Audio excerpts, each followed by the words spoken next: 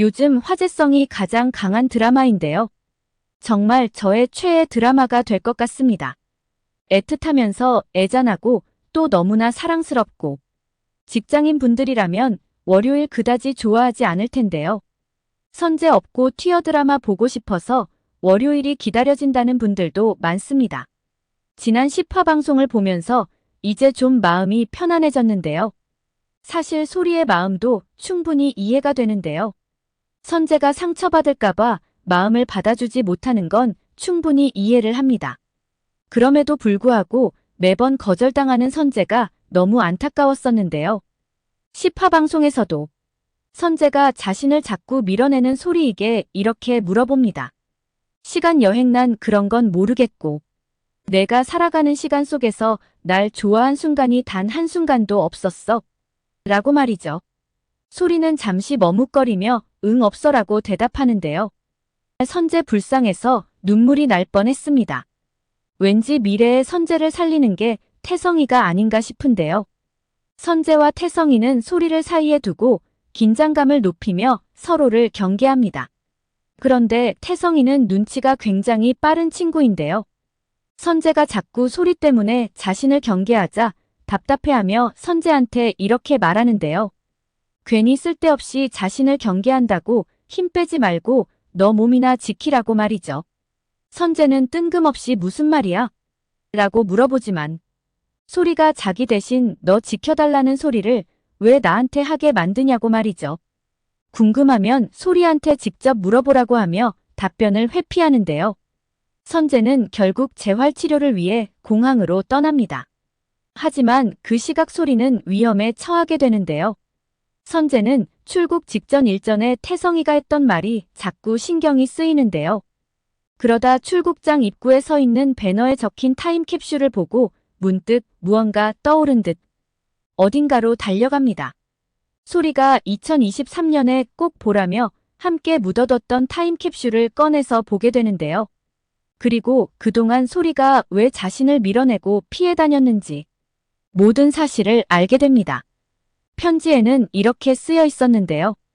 선재야, 살아있어줘서 고마워라고 말이죠. 선재는 미친 듯이 소리를 향해 달려갑니다. 하지만 소리는 그 시간 자신을 쫓아오는 트럭을 피해 미친 듯이 달려가고 그런데 눈앞에 서 있는 선재를 마주하게 되는데요. 소리는 눈물 범벅이 된 얼굴로 내가 왜 여기 있냐며 왜 떠나지 않았냐며 가까이 오지 말라고 울며 소리치는데요. 선재는 그런 소리한테 너 나 살리러 온 거냐고 2023년에 내가 죽는 거냐? 고 물어봅니다. 하지만 선재의 이 대사는 정말 참고 있던 눈물을 흐르게 만들었는데요. 선재는 소리에게 자신이 죽는 것 때문에 날 피하는 거라면 그리고 너를 구하다 죽는다면 난 괜찮아 상관없어 라고 말합니다. 그 이유 때문이라면 피하지 말고 그냥 자신을 사랑하라고 얘기를 하는데요. 선재 왜 이렇게 멋진 건가요? 11화 예고에서는 서로의 마음을 확인한 선재와 소리 드디어 행복한 시간을 보내는데요. 선재는 소리와 데이트를 준비하면서 설렘 가득한 표정으로 멋지게 팩을 합니다. 1분 1초가 아까우니 서로 마음 숨기지 말고 사랑하자고 소리한테 말합니다. 소리가 선재 마음을 받아주기까지 정말 오래 걸렸는데요. 얼마나 더 애틋할까요? 그러는 사이 용의자는 다음 범죄 계획을 세우는데요. 태성이는 이 사실을 두 사람에게 알려주며 조심하라고 당부를 하는데요. 얼마 지나지 않아 주양 저수지 살인사건 용의자가 잡혔다는 뉴스가 나옵니다. 아직 6회나 남은 상황에서 그렇게 쉽게 잡혔을 리가 없을 것 같은데요. 그런데 선재를 살리는 건 왠지 소리가 아니라 태성이 아닐까 싶은데요. 태성이는 통찰력이 굉장히 뛰어난 걸로 나옵니다. 소리가 김영사님한테 2023년에 자신이 아니라 선재를 보호해달라고 재차 강조하며 꼭 전해달라고 부탁을 하는데요. 태성이는 2023년에 선재가 죽는 거냐고 물어보죠. 그러고 저수지 살인사건과도 관련이 있다는 걸 바로 알아챕니다. 선재와 태성은 서로 앙숙인 듯 보이는데요. 하지만 예고편에서 술을 마시고 함께 꼭 껴안고 잠을 자는 모습. 물론 깨고 나서 소스라치게 놀라는 모습 너무 귀여웠는데요. 이렇게 해서 아마도 찐친이 되지 않을까 싶습니다. 이제 살인범을 상대하는 건 소리 혼자가 아니라 선재와 태성이 함께 하면서 이렇게 어벤져스 팀이 탄생하는 것 같습니다. 11화 예고편에서는 슈퍼스타 K에서 이클립스가 수상을 하게 되는데요. 여기에는 선재가 빠져 있죠. 왜 선재가 빠져 있는 건지에 대해서도 의견들이 다양한데요. 사실 처음부터 선재의 꿈은 가수는 아니었죠. 우연히 기획사 사장의 눈에 띄어 가수로 데뷔를 하게 된 것인데요. 그리고 이클립스 멤버들과 무대에 잠깐 함께한 것도 소리한테 핸드폰을 선물해 주고 싶었기 때문입니다. 지난 10화에서 영화 음악의 이해라는 교양 과목을 선재가 수강했었는데요. 사실 선재는 체육과이기 때문에 이러한 교양 과목을 들을 필요가 없습니다. 영화 감독은 소리의 고등학교 때부터 꿈이었는데요.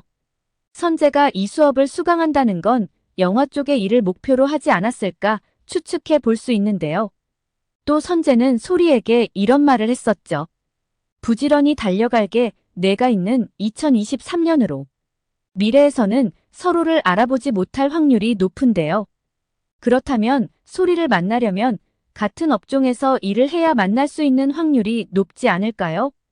또 다른 스포에서는 임솔 영화 감독이 류선재 배우에게 커피차를 보내고 두 사람이 커피차 앞에서 귓속 말하는 사진이 나왔는데요.